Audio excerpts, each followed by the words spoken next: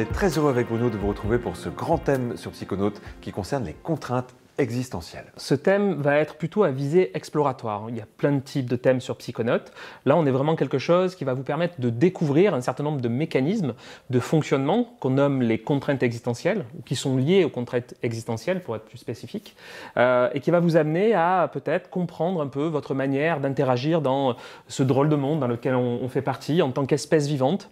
Alors, c'est un thème qui est un peu en contre-pied avec cette idée qu'on aurait une sorte de conscience qui nous dépasse un peu. On est vraiment sur quelque chose de minimaliste, en fait. Qu'est-ce qui se passe en tant qu'être vivant dans ce monde? Qu'est-ce qui nous contraint à changer, à évoluer? C'est ce qu'on va explorer. On est donc dans un thème plutôt exploratoire, et dont le but principal, c'est de travailler sur la question du sens de la vie, la grande quête de sens. Alors, on ne peut pas vous dire que vous aurez des réponses aux questions du sens de la vie à la fin de ce thème, mais l'idée, c'est de vous faire explorer à travers les 5 grandes contraintes existentielles qu'on va vous décrire un petit peu, cette question du sens, comment vous vous situez vous-même par rapport à ce sens-là. Et je pense que dans tous les moments de vie où on est en train de se poser des questions, où on se demande où je suis, qui je suis par rapport à ce que je fais, par rapport à ce qui se passe autour de moi, par rapport à l'idée d'une vie avec ses limites et donc les contraintes qu'on va découvrir, eh bien, c'est à ce moment-là le bon moment pour faire un thème comme celui-ci. On va vous décrire déjà les contraintes pour que vous compreniez de manière beaucoup plus précise en fait ce qu'on va vous proposer. En tant qu'être vivant, la vie nous contraint à un certain nombre de paramètres. Par exemple, l'une des contraintes les plus fortes, ça va être la contrainte qui est nommée la finitude. Le fait que notre expérience de vie, par exemple, va avoir une fin. A priori, la manière dont je suis constitué en tant que Bruno, ça va avoir une fin, mais pas que ça. Peut-être qu'une relation, elle va avoir une fin, soit parce qu'il y en a un des deux qui va disparaître, soit parce que la relation se termine, par exemple. Le fait qu'il y ait une finitude à nos expériences, c'est une des premières contraintes qu'on va explorer.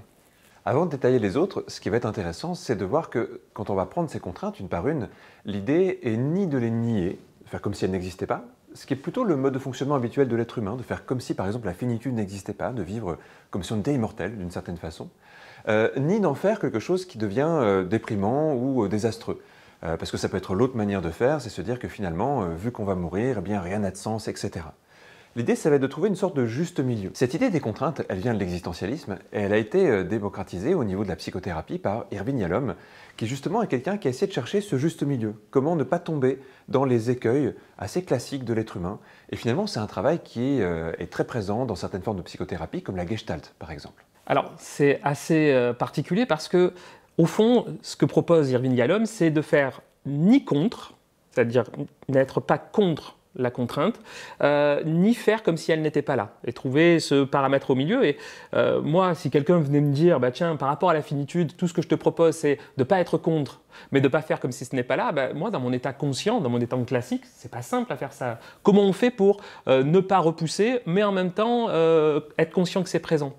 Et c'est là, moi, je trouve que l'auto-hypnose et l'hypnose va pouvoir nous aider. On arrive à créer des états particuliers où on peut expérimenter quelque chose qui est de l'ordre du paradoxal, en fait. C'est un peu ça, en disant, oui, ce truc-là est là, oui, je peux en avoir peur, mais en même temps, je peux faire comme si ça existait, parce que ça va me permettre, peut-être, de donner plus de relief à la vie, en fait. Si je sais que ça se finit, peut-être qu'il y aura plus d'enjeux, que les choses me sembleront plus importantes, en fait, au fond.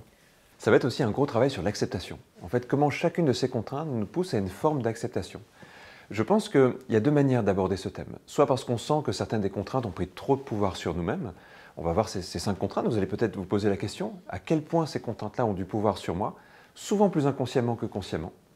Ou alors quand on sent qu'on commence à se poser des questions par rapport à ces contraintes. Par exemple, la question de la finitude, quelquefois on est confronté à cette question dans le cas d'un deuil proche, par exemple, dans le cas d'une maladie, ou simplement parce qu'il y a des moments dans la vie où on va s'interroger sur la notion de la mort, la notion de la finitude, et on sent que ces questions deviennent un peu plus présentes pour nous. Ça arrive dans différents stades de la vie, pour plein de raisons différentes. Malheureusement, dans notre éducation, ce ne sont pas des questions qui sont abordées. On va souvent faire comme si elles n'existaient pas, on va souvent les évacuer un petit peu. Alors, je parle d'éducation au sens scolaire, peut-être que dans les familles c'est un petit peu différent, là ça dépend vraiment d'une famille à l'autre, mais c'est quand même une constante chez l'être humain, une constante qu'on voit très souvent quand on fait du travail d'accompagnement, de psychothérapie, c'est que ces questions étaient un peu éludées et qu'il y a un moment, en fait, où notre inconscient nous y confronte d'une manière ou d'une autre. Alors du coup, quelles sont ces 5 contraintes existentielles ? Donc la première, on vient d'en parler, c'est la finitude. Le fait qu'à toute expérience de vie, que ça soit au sens méta, c'est-à-dire ma vie va se terminer, ou au sens plus micro, les expériences qu'on vit en permanence, les rencontres qu'on fait, les expériences professionnelles, personnelles, vont avoir une fin. Et si on n'est pas conscient qu'à un moment ou à un autre, ça va arriver, ben pour le cerveau, ça peut créer de l'angoisse, par exemple. Et du coup, dans le premier chapitre de ce thème, on va explorer cette notion de la finitude. Vous connaissez l'adage, la vie est faite de rencontres et de séparations. Eh bien, on va voir comment bien vivre avec ça et comment ni chercher à retenir, ni chercher à faire comme si les choses allaient durer éternellement. Le deuxième chapitre va nous faire aborder la deuxième grande contrainte existentielle, la question en fait de la liberté et de la responsabilité. On va prendre ces deux éléments-là en voyant ce qui les oppose et ce qui les réunit. En fait, cette contrainte, elle vient souvent jouer au moment où il y a un contact entre la partie liberté et la responsabilité. C'est vraiment la rencontre de ces deux, quand elles sont contre l'une de l'autre, que ça peut créer des frictions et ça peut créer de l'angoisse, c'est quelque chose qui va pouvoir vous challenger en tant que personne. C'est vrai que c'est un chapitre qui va nous poser la question de notre responsabilité, jusqu'où elle va, comment on peut prendre cette responsabilité, être responsable de nos actes, et quelle liberté ça peut nous donner quand on commence à se confronter à cette contrainte. Je trouve ça assez marrant parce qu'au fur et à mesure où on en discute avec vous, ça me fait penser à plein d'adages classiques. Tu sais, la liberté des uns s'arrête au moment où rencontre celle des autres. On a ce truc-là aussi. Donc on a l'impression que c'est une sorte de sagesse populaire et qu'Irvine est venu en créer une thérapie particulière qui s'appelle la thérapie existentielle. Mais voilà, toutes les bonnes choses ont une fin, finitude. Je me demande s'il n'y a pas un peu de sagesse populaire dans tout ce qu'a proposé Yalom. Bon, c'était une petite aparté. Hein. C'est bien possible. On va arriver ensuite à un troisième chapitre. Troisième contrainte existentielle, c'est la question de l'imperfection. Une notion qui n'est pas toujours simple, parce que même si on est à peu près tous d'accord pour dire que l'être humain, et nous en particulier, sommes imparfaits, c'est quand même quelque chose qui est assez confrontant, notamment quand on essaie de créer des choses, quand on essaie de réguler des choses, quand on essaie de bien faire, bref, quand on essaie de se mettre des contraintes qui vont vers du mieux, alors qu'au fond, on sait que c'est quelque part voué à l'échec. L'imperfection, ça nous met face à notre propre perfection aussi, c'est-à-dire à nos propres envies, à nos propres désirs, à nos propres fantasmes de perfection. Et accepter l'imperfection, au-delà des mots en disant « personne n'est parfait », encore un adage, il y a quelque chose de profondément humain dans cette capacité à dire « ok, en fait, je ne peux pas être parfait ». C'est pas que je n'ai pas mis assez d'énergie, c'est que ça ne fait pas partie du domaine des possibles. Et accepter ça, c'est un vrai travail.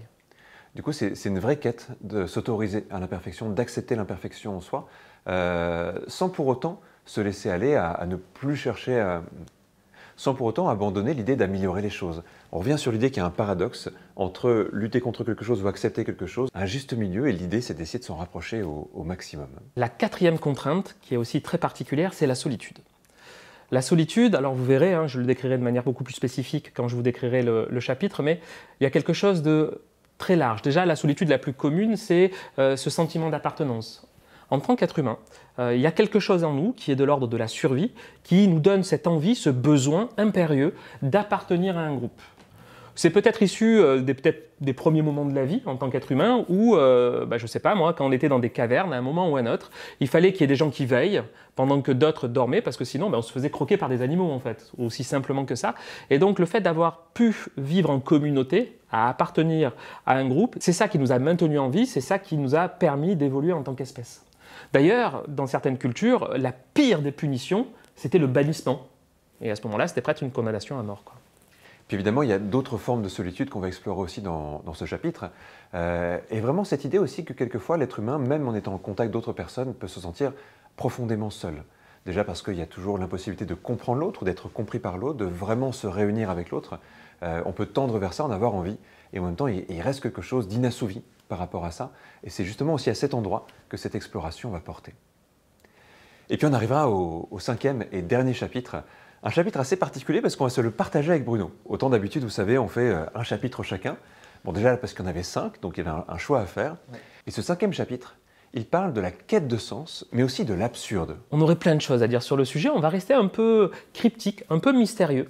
Mais il est vrai que en tant qu'être humain, on est en quête de sens, on a besoin de quelque chose qui nous encourage à avancer, presque qui nous encourage à nous lever le matin, par exemple. Je veux dire, quand on est bien allongé dans une couette douce, pourquoi on se lèverait? On a certainement un sens derrière ça.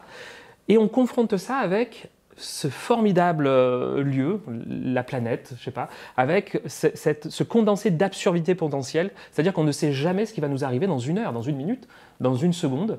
Et pour le cerveau humain, gérer cette absurdité latente et ambiante, c'est vraiment pas simple. En fait, ça va nous confronter à cette idée qu'on est presque programmé à essayer de chercher du sens, alors qu'il est tout à fait possible qu'il n'y en ait absolument aucun. Et que cette éventualité qu'il n'y en ait aucun, c'est quelque chose qui est profondément troublant, avec quoi on doit vivre au quotidien. Et on va vous proposer avec Bruno donc deux façons d'explorer cette notion de l'absurdité pour peut-être se libérer des contraintes qu'elle peut opérer sur nous. Bref, vous l'aurez compris, on est sur un thème qui est assez large, assez vaste, qui va nous pousser dans des choses qui ne sont pas toujours très confortables, mais on va vraiment partir du principe que c'est en allant les explorer d'une façon qui nous semble cohérente qu'on arrivera aussi à se libérer de la pression que ces contraintes peuvent exercer sur nous. Au contact de chacune de ces contraintes, on n'a pas énormément de choix. Elles existent, ces contraintes-là. Et le fait de les connaître, c'est-à-dire qu'elles ne soient plus dans un angle mort, peut déjà désamorcer un certain nombre d'angoisses. C'est pris en compte, ça existe, je sais que ça existe, et ça peut faire baisser un niveau d'angoisse, par exemple. Il y a aussi le fait d'apprendre à la connaître, cette contrainte, et ça aussi, ça va être quelque chose qui est bénéfique pour nous. À la fin, on ne va pas vous donner de clés du style, ben voilà, ça y est, vous n'avez plus peur de la mort. Ou voilà, la solitude, c'est OK. Ça n'existe pas. Vous êtes immortel ou quelque chose comme ça. Oui, on peut le croire à la limite. Mais quelque part, le croire, c'est peut-être aussi une forme de fuite. Et nous, on va vous proposer de trouver ce point médian. Mais les personnes qui vont le trouver, c'est vous, en fait, au fond. Et on va vous proposer le contexte où vous allez pouvoir trouver ce point d'équilibre. C'est ce qu'on vous propose, en fait, dans ce thème. Si vous êtes prêts pour commencer cette grande exploration, je vous propose qu'on se retrouve dès que vous voulez pour le premier chapitre.